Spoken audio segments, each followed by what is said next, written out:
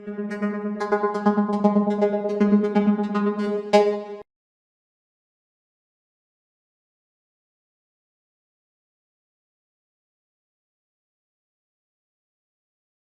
I will be sharing my experience. This is specific to the US patent. So if you have any questions, it's should be specific to the US patent. I have only experience in US. This is a short bio. Right now I'm a PhD student in WPI in Massachusetts. My research interests include distributed data storage and the data science. So as of now, I have filed 32 US patents, and I have a couple of research papers.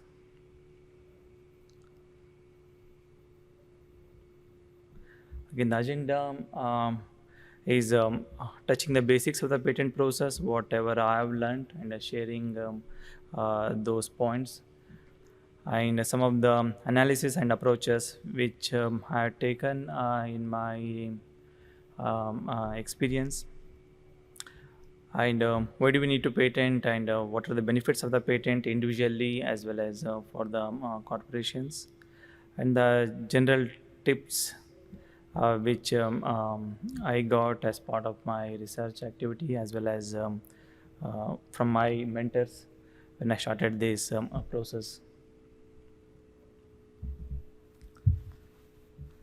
Okay, so the basics of the patent is, as you know, patent is just a property similar to the way you have your real estate, where you can which you can sell or you can mortgage, and top of that you can also license this patent to different organizations and to different peoples. But basic concept of patent is for protecting the idea and for revenue generation. So the time window given for the patents is around 20 years from the date of filing, and you can sell this invention to individual or however you like to make new products or features, so on.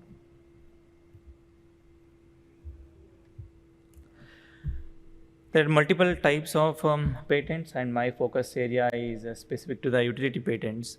I'm a software engineer by nature, so my focus has been on coming up with the new algorithms for the distributed computing and distributed data storage, which involves thousands and thousands of CPU cores, petabytes of data, and huge terabytes of CPU RAM.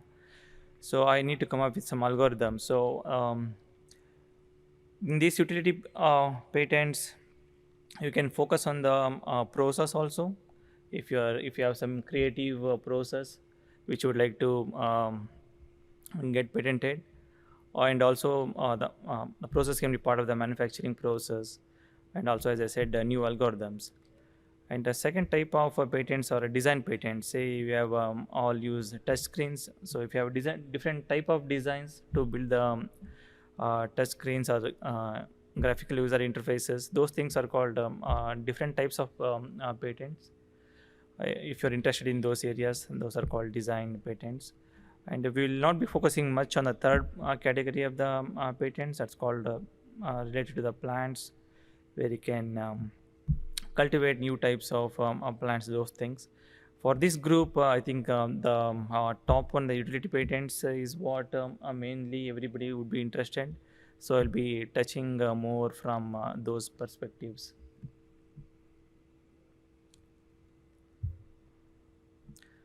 So why patent? So we all are focused on the papers, research papers. We know we need to get a PhD, and after that postdoc, and so and so. But I've seen, at least from my experience, not many we focus on the patents. So the major benefits what I've seen is there are a lot of commercial needs for your research areas, research ideas. So if as part of your when you start with a PhD, you might not have so much of experience saying where you want to go, which ideas or which domains you need to experience or improve on. Similarly, if you could also identify the commercial needs of those things, if you understand the policies in those areas, if you understand the finance budgeting constraint in those areas, so that will also give you understanding of what are the commercial needs there are present, where you can protect this idea and generate a lot of revenues. And obviously, if you're working in a product company, it definitely need to generate new applications and new features. So these features and applications are the bread and butter of any product. So to have continuous revenues, we need to protect the ideas. And the last point is, you might come up with some new AI process or integrating the AI with the existing products. Even though products are pretty old, they might be more than 10 years, 20 years old. You might be able to come up with the AI, bridge the gap between the AI data science and the legacy products. So those new things also could be patented.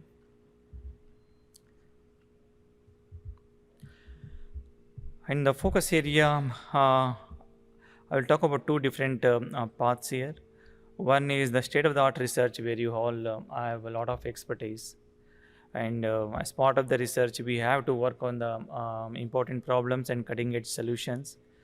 And all our research papers, pretty much, we need to have a conference and journal papers. So they're ideal candidates for filing the patents. But if you could also know the commercial aspect of those things, then you will know how much to protect and which all the countries you can protect those ideas. Not only in your home country, in different countries you can also file a different patents. So it's very important to understand where your idea gets placed in the big scope of the domain. And the second one is, if you are working as an engineer, as I said, it's products are a bread and butter of any company. So they also have to generate new features for the product. And they have evergreen problems. If you just take a cell phone, the Apple phone, the cost is very high, and you have, say, 4 CPUs or 8 CPUs and 32 GB RAM. They can't have terabytes of RAM in your in the iPhone. The cost will be too much. So can you get the same performance with say 4 GB RAM or 8 GB RAM with a reduced number of CPU cores? So these are like evergreen problems that exist in any of the domains. So you can try to apply your AI ideas to these legacy problems, and that can also be used to generate more revenues. Okay, what is patentable? This goes in parallel with the way we do all research. We generate the research papers. We focus on what the novelty of the idea, and obviously it should not be obvious that particular ideas which are coming up. But we don't focus much about the usefulness to reach a lot of peoples, unlike the products which are made by any companies. So the more the ideas is useful, that has more value, and also it generates more revenue.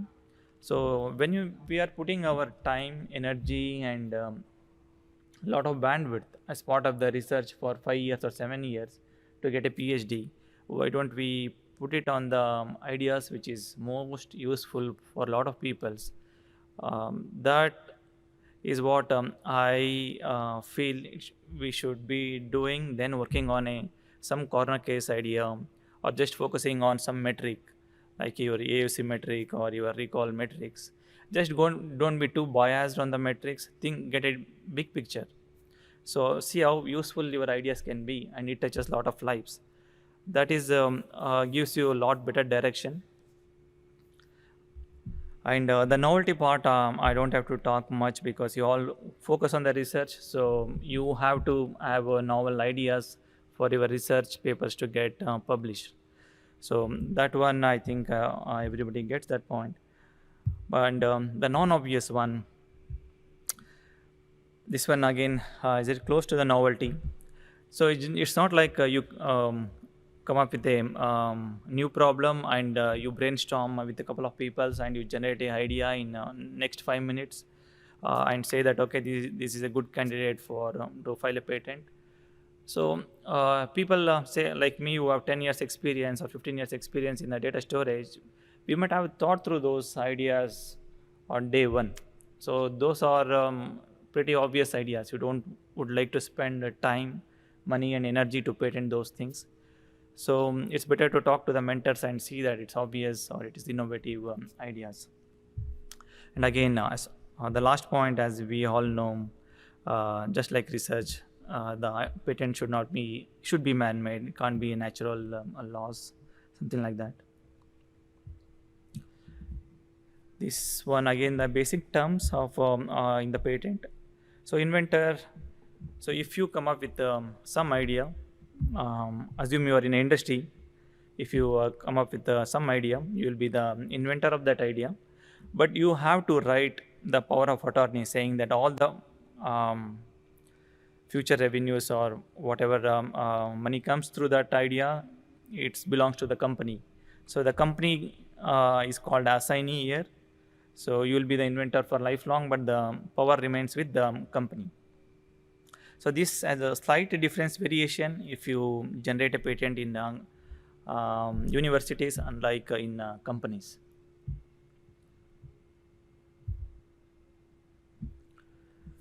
Well, you can also file a patent on your own without needing a university or a big company, MNC company. If you file patent on your own, then you can sell the patent to whomever you want, and you own the ownership for the 20 years. So generally, what I have seen is companies, they exchange the patents. Say for example, Apple and say Motorola. There are a lot of commonality between the way they manufacture the cell phones. They do exchange the patents between them. So again, it's a part of the bigger revenue generation. That's one aspect of it. And if you are selling any product which we look in this room or anywhere outside, most of them are patented. So if you are starting a startup, then that definitely makes sense for you to protect your idea so that you can focus on the product down the line. And licensing, yeah, we talked about the licensing. And there is a slight difference between academic and industry incentives. In the academic incentives, you have more control over the inventions. If you want to start a startup, then you have a different variation of your control. You can own the some of the percentage of the sales of your products or your the ideas. But in the industry, what they do generally is they pay some cash plus some stock bonuses. Let me give some numbers. Say maybe it is $2,000 US dollars, or if it is a 10,000 US dollars per patent. So that's all you will get as soon as the idea gets accepted, or if it is filed. But in academic, it's totally different. Let's focus a bit more on that benefits. So first one, either you are working as a company or starting your own company. To protect the ideas and the products, you have to, it's a must for you to patent those ideas. And definitely to protect from the competitors, it makes sense for you to guard your ideas. That is one aspect of that. The design freedom, this is a different way, where assume you need to come up with a new architecture for the same problem. Say if it is a distributed computing or distributed data storage, you might need to every 5 years down the line, you might need to come up with new architectural decisions to solve the new problems. So you get to change the architecture, and those things you can protect too. And the last but one is obviously you get a lot of recognition if you file patents. The bottom line of the patents from my perspective is generating the revenue. That's the aspect as part of the researchers we never focus, but definitely we want it as part of funding and scholarship, all those things. But it's all tied up. It's not a linear aspect, it's a non-linear, everything is tied up.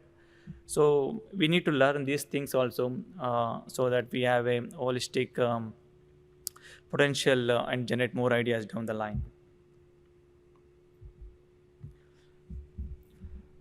So the question is whether to publish and patent at the same time, or first publish the idea, or first file the patent. There are a lot of questions, I think, for researchers. Ideally, it will be good if we publish and patent around the same time. A lot of universities do have this process, at least from the US. I know the US universities, they do provide a lot of um, there are a lot of patent officers in the universities who can guide you some of those things. It's better to file and also publish at the same time. You know that as soon as you file it to a conference, it gets accepted, but there is a time window where you can you get to prepare and prepare for the presentations, conference, all those things. Maybe that couple of months is good enough for you to file the patent if the papers get published. So I always suggest to file and publish at the same time, provided that you see a lot of value in that. You should see a lot of potential in that ideas. If not, it's a waste of money and resources. And US, I'm not sure about other companies, but the US has this system where first to file patent policy. What it means is the conflict between multiple peoples who have filed the same idea. So whoever has filed the first the date of filing, they will get the ownership. This was not the case earlier, but in 2013 they did change it. So from that day onwards, whoever files it first, filing in a sense, whoever files it to the USPTO, patent trade organizations. So based on the date of ordering, they will get the ownership. This is a great incentive for us to file the idea first whenever the paper gets accepted. This one is over the years, I've collected some of these rules, and this again a gray area. So I will be a bit explicit in mentioning some of those things. Some of those things might look odd, but that is due to legal process, all those things.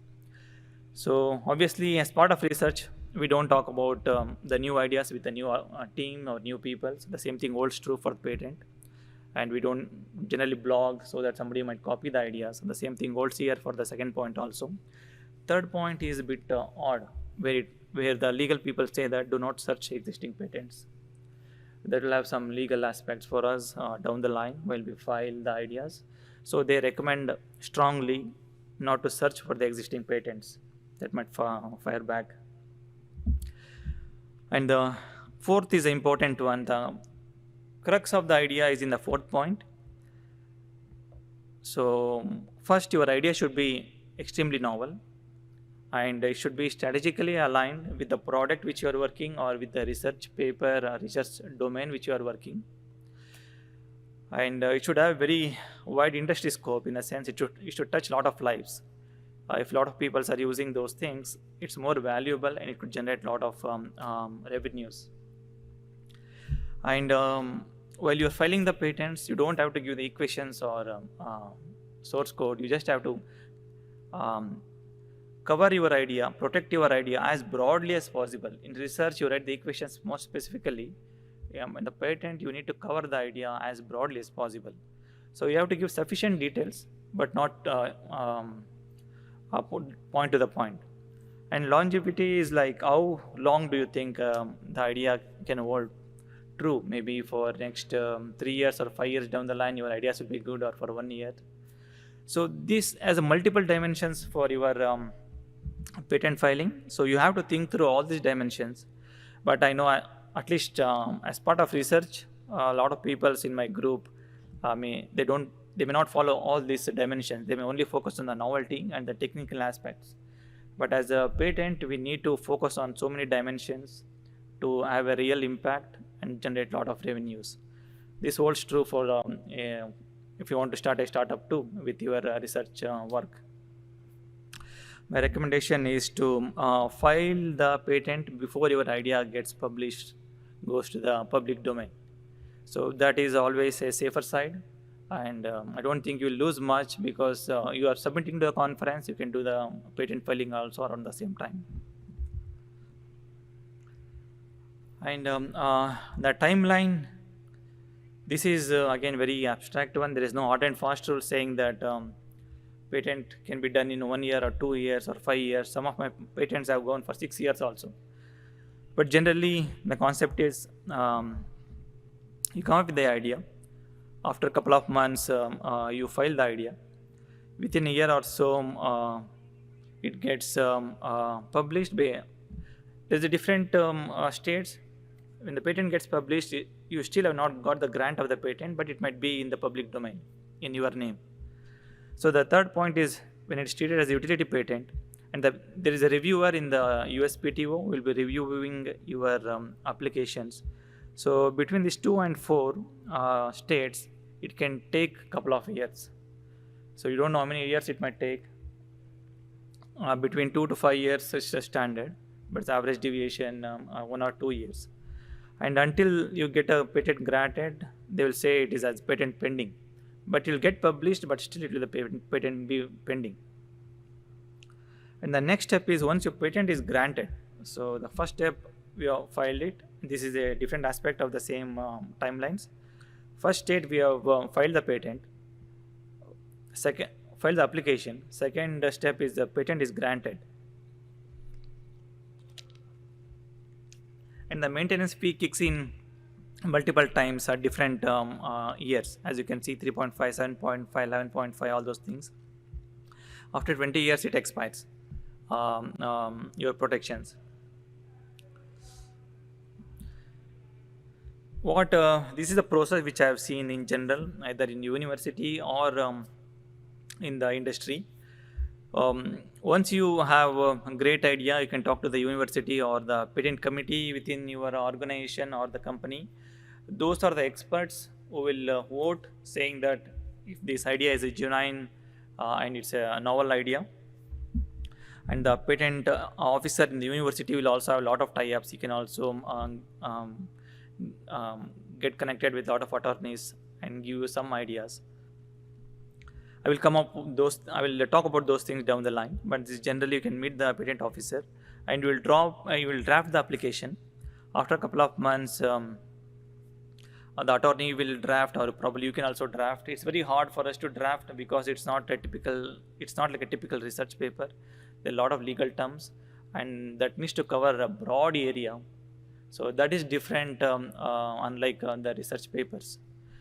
So once that is done, you'll be asked to review and be very careful while reviewing, because your idea is getting drafted by a third party, is a legal person, and he will not have the depth of the AI or data science or your experts. So he might write it very generic way, but he will use the right legal words and all those things. So your focus should be on whether it's covering all the claims, important novel claims in your ideas. So once that is done, the application gets finalized, and you have to probably give the power of attorney saying that all these permissions should go to the university or the organization, and the attorney will file that to the USPTO. After that, we can't do much. We just have to wait. Sometimes reviewer may ask for more questions. You may have to refile multiple times with appending more solutions to his questions. So what are the things you need to focus on while you are filing is some of the things you already know as part of the research. So I'll just still list it here. The basic abstract of your idea and how novel it is, and also the detailed solution. Again, it's not very specific but broad, but if you tell me your idea, I should be able to implement. So it should be in such details. And if there is any formal approaches, so that you can differentiate your idea compared to others, so you need to discuss all these things with the attorney. And the broader adoption within the industry, whether this idea, what you're focusing, might impact multiple products in your domain as well as maybe in other domains also. So you need to focus on some of those things too. And timeline and which country. This is very important. If you have a group where somebody is in US, somebody is in say South America, that works differently. The patent filing works differently. And again, just like a research, you need to provide the references and all those things while filing the application. Okay, next is analysis part. This is where I would like to spend some time. So this is some things are similar to the way you do the research. You focus on the domain, read a lot of papers, and understand what are the missing aspects or some of the new problems, and which solving those problems you might think that the ideas, papers might get accepted. Something similar you may have to do with the products also, which I call it as a SWOT analysis, is a regular term. So you need to know what are the strength of your ideas and what are the weakness of your ideas and what are the opportunities it provides, and the timeline for those things. So all this dimension together will make your ideas more robust. So if you focus only on the technical aspect, but if you don't focus on the business challenges and the general constraints, you may not be able to come up with a great idea. So using this template, you will be able to focus on the technical, business, and also the future timeline, next 2 years ideas or 5 years ideas. So this is very important to use some of these templates so that you spend the time, bandwidth, and money efficiently down the line. Design thinking is again similar to the architectural thinking. If you want to focus on architectural thinking, you can come up with a new architecture for the evergreen problems. So that also has a major impact of generating very good ideas. And the pitfalls of idea submission, what I have seen is some of the times when the researcher talks to the attorneys, they may not be able to communicate the novelty in a right way, or the researchers may not review the drafted application by the attorney in a clear way. So it might not have enough juice in that filing for somebody to take that idea and file it and write their own algorithm. So it gets generally rejected if it doesn't have a lot of good details. And also from your domain perspective, if it is not really relevant, if it has only focusing on a small corner case of the idea, it may not be worth it. So that also gets rejected a lot. So you have to cover as broadly as possible. That is very, very important in the filing. Again, this template is what I keep telling, that it's multiple dimensions. It's just not a technical one. It has a business reason. It has how value it is, how many life it touches your ideas, and a time window, how long this idea will be valuable. So all these aspects you need to cover. So we may not focus on these things while doing a research. You come up with a transfer one model, or you come up with a CNN model. You will run it for 10 days or 20 days and say that, okay, this has given me some good metrics, and you might think about submitting a paper. But that might not help a lot of people if you run a model for 10 days or 20 days. Maybe you should be as responsive as possible within few seconds or milliseconds. So there are different constraints that imposes these dimensions. It's always good to think and learn and build our skill in these areas. So it will help us down the line as part of the research, as a product, or coming up with a startup company, or for yourself to become a distinguished researcher or engineer. Yeah, this one we talked that, I'll skip this one. When you are drafting the applications, I have seen the major pitfalls is we don't explain the ideas in the filing the applications. It's good to give some graphical explanations as well as some concrete examples so that the novelty is very clear. This one also we did. Again, I would like to focus on 2 points in this. Um, my main goal always has been the performance and the cost. So I work in a product which costs millions of dollars, but the major cost comes from the lot of hardware cost. So we need to reduce the hardware. For that, we have to come up with the more new software algorithms. But at the same time, the performance should be extremely good, and it should be efficient. So the reliability should also be extremely good. So these multiple dimensions constraints our idea. We can't have a model running for 10 days or 20 days. So we need to focus on, we need to come up with more robust ideas and algorithms. This is very, very important filing the patents. That I've seen as helped a lot for me.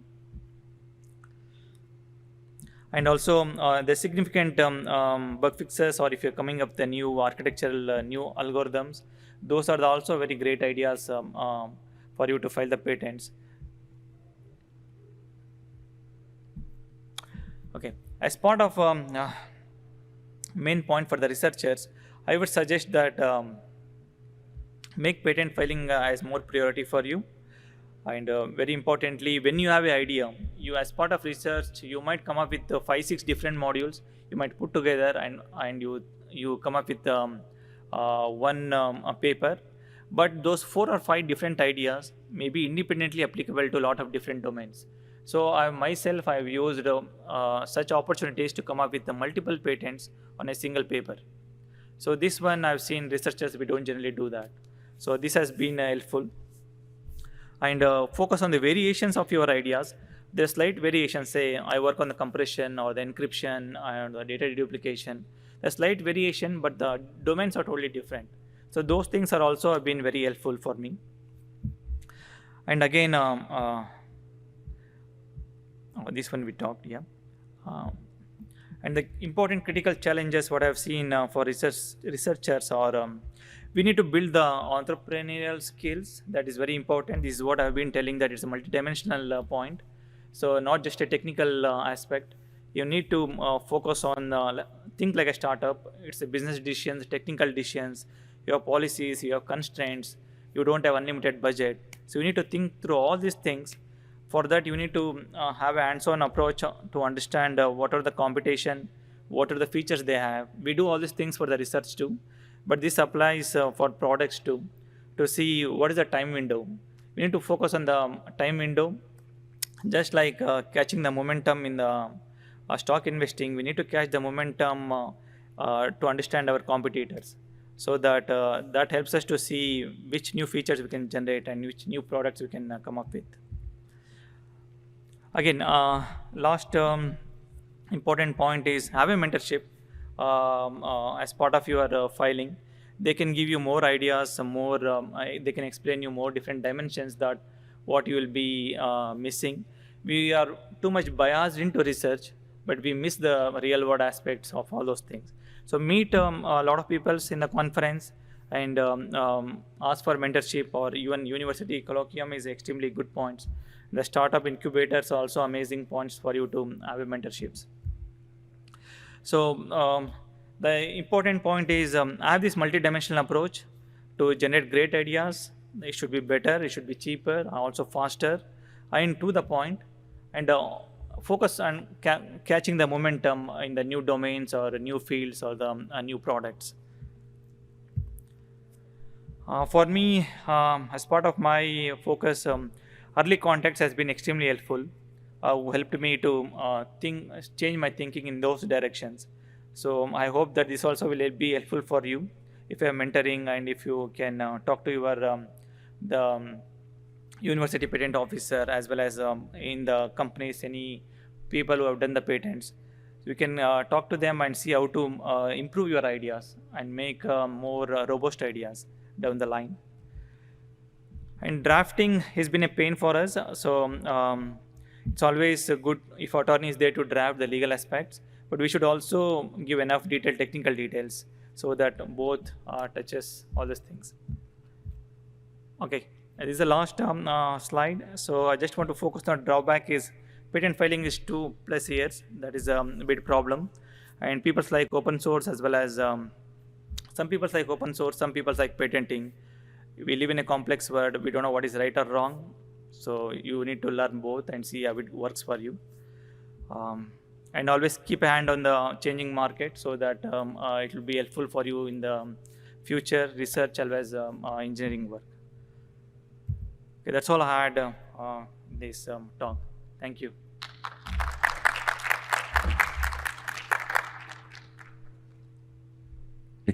Thank you, Ramesh. Yeah. Thank you, Ramesh, for the talk about patents. It resonates with me what you're saying, right? It takes a really huge window between how long it's going to take the U.S. patents to approve. Some of my patents took a few months, and some of them took years. So it's a huge window to do that. And the other important part that I think you cover is submitting the drafting, or at least submitting the idea from the inventor to the legal team in the company. It's just a few pages, and then the legal team makes these 50 or 100 pages of the patent with a lot of context. You briefly touched, but I'm curious to pick your brain about that. When we decide to go through the route of a company and decide to do, personal submission of a patent, how much of investment is that? Have you had experience with that? How much of financial support do we need, or when will need it for that, and how long does it take to do that? Let me understand your question. So, when you're asking what is the financial support by the companies, and as an individual, if one decided not to go with the company and do it on their own? Filing definitely takes, as far as I know, more than $2,000 if we do it on our own. But attorney takes more than, say, $5,000 to go through the process on top of the filing. But if a company does all those things, it will be easier for us. The cost of filing is extremely high in US. Thank you.